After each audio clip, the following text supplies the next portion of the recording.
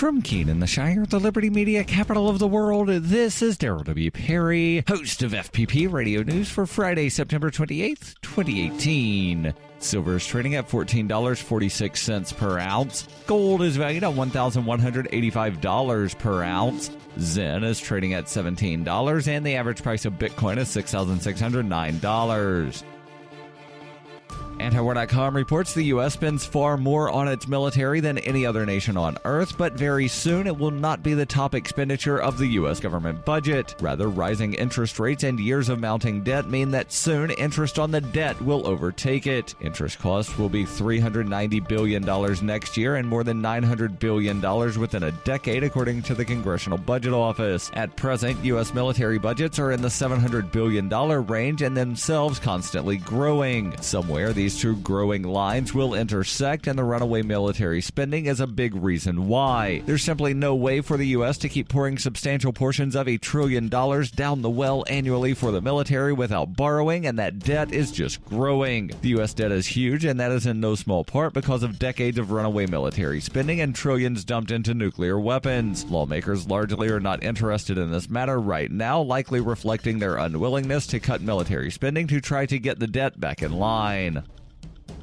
You can support FPP Radio by joining the Fans program. Fans are friends, allies, and numerous supporters. Fans help FPP afford to produce more original content. You can join the Fans program for as little as $1 per month through Patreon and get perks like ad-free versions of FPP Radio News and Peace, Love, Liberty Radio. To learn more or to join the Fans program, visit fans.fppradio.com. That's fans.fppradio.com.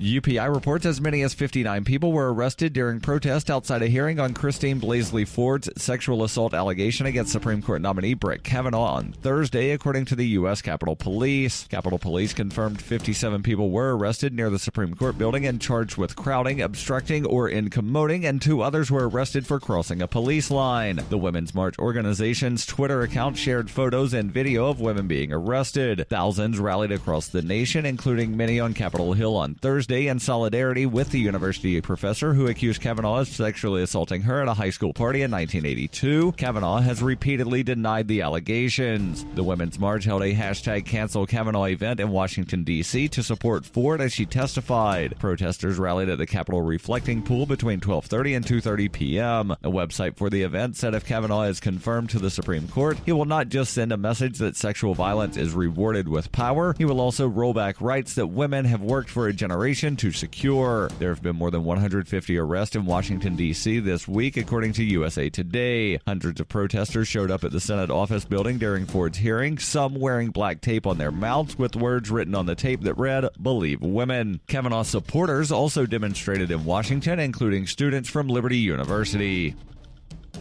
Born into a devastating world and raised among the crowd, the Cloudwalker assumes a new identity and begins the unrelenting quest for truth. In this epic journey, he discovers dark secrets about aspects of his previous life that he once trusted. Through the journal of the Cloudwalker, he shares both the traumatic hardships and the eternal beauties of his experiences. Fueled in the beginning by his unsettling thoughts and emotions, he learns how to find peace with everything he has woken up to. Dear Society by the Cloudwalker is available from Amazon.com and all major bookstores.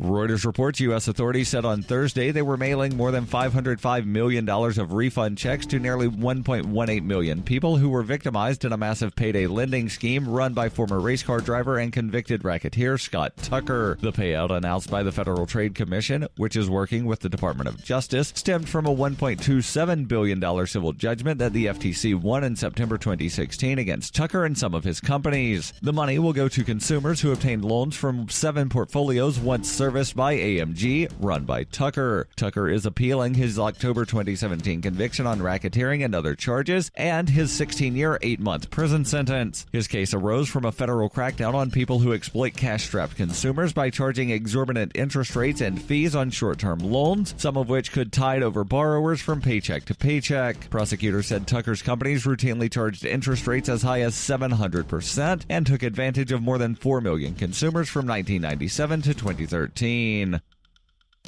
This has been FPP Radio News, online at fppradio.com.